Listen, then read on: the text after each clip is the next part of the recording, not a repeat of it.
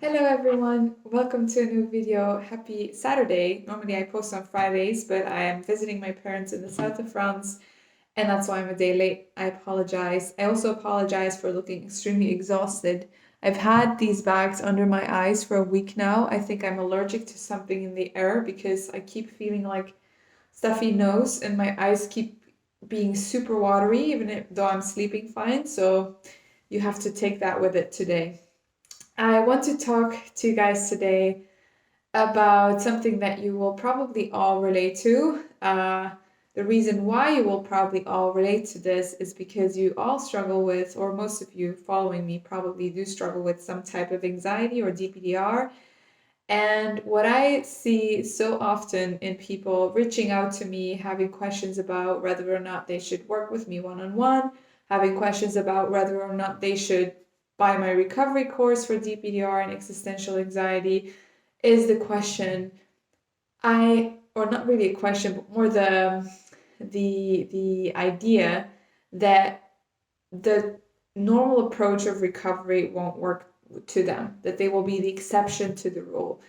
I think every single person I start working with, or every single person that asks me about my recovery course, thinks that they are the special exception to which the methods of recovery or the tools of recovery will not apply, even to the point that I've had people um, tell me that they're scared of actually buying my course or scared of actually starting to work with me because they're afraid of that truth being brought to light, that they are the exception, that they are that one person that the tools of recovery will not apply to because they think that their symptoms are so special. They think that they're such a unique case that recovery just will not work for them.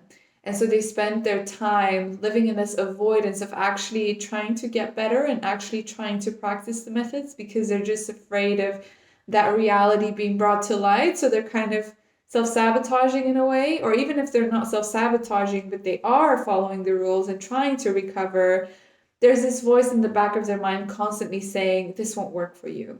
This won't apply to you. There's a term for this. It's called unicorn syndrome.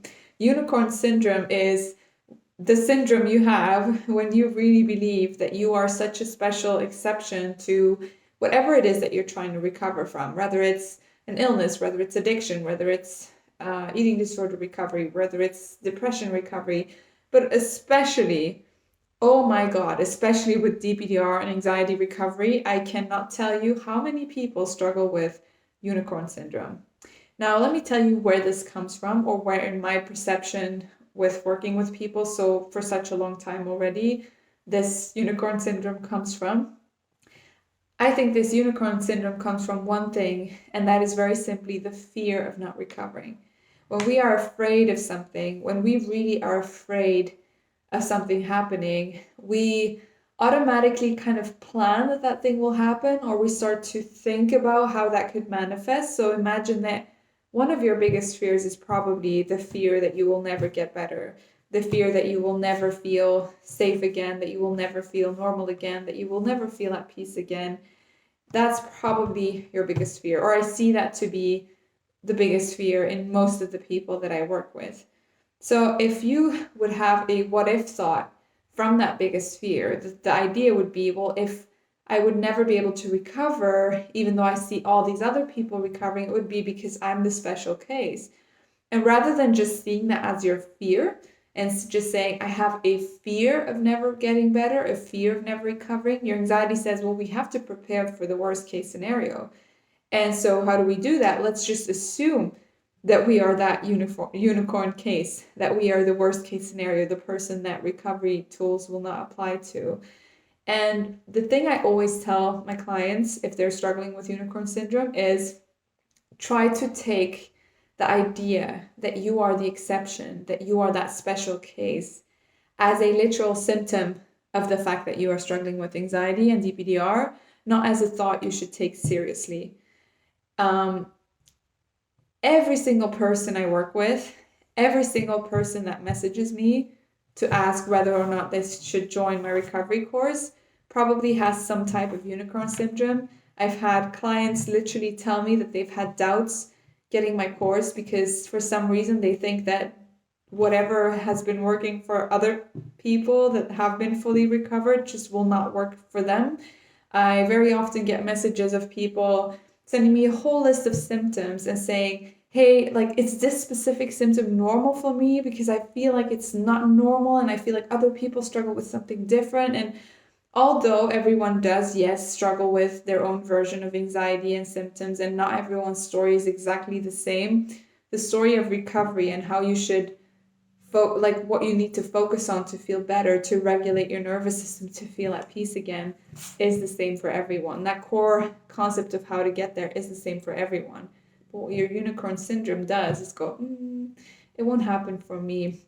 Either because you think, well, it would be too good to be true, maybe because you think you don't deserve it, maybe because you just don't see a way out right now because you feel so trapped and so stuck that the idea that you'll recover just feels so far away that you start to rationalize why you can't recover. And if you then see other people recovering on my recovery stories or people online, then your brain doesn't understand, like, how could they have recovered when I feel so terrible, when I feel so stuck? And so the way to rationalize that is to think, I must be that special case. I must be that person that can't recover. And I just want you to know, this is so normal to think like that. It's such a normal thought to have.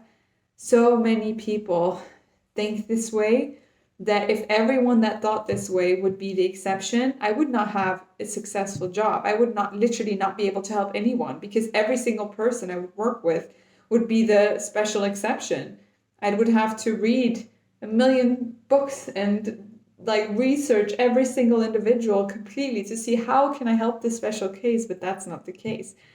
In fact, most people have this fear that they're the one exception that can't recover, which is actually one of the core reasons why you're probably stuck, because you're scared of what you're going through. You're scared of your experience. You're scared of what you're experiencing right now.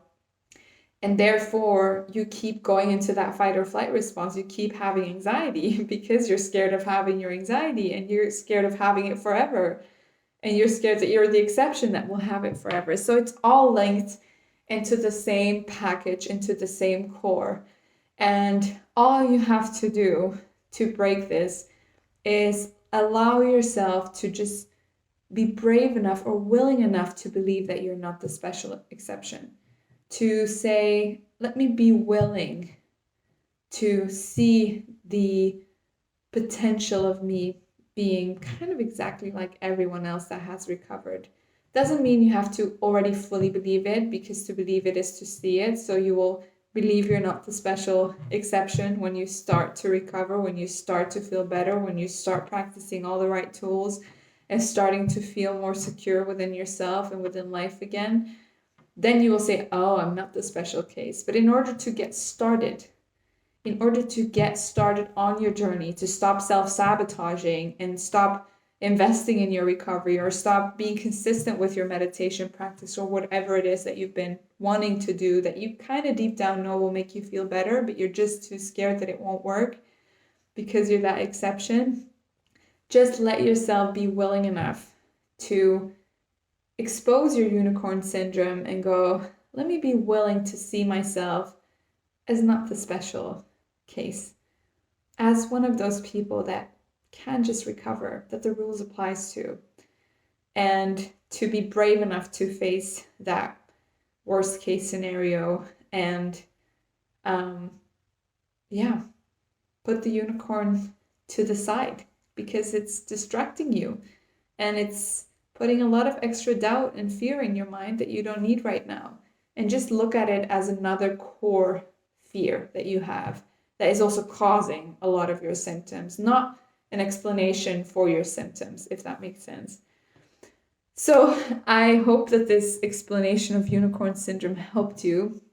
For me, it's been something that is very interesting to explore with my clients, also because I see it in so many of my clients. I think every person I talk to, at least some point in sessions, refers to feeling like that special exception that won't recover.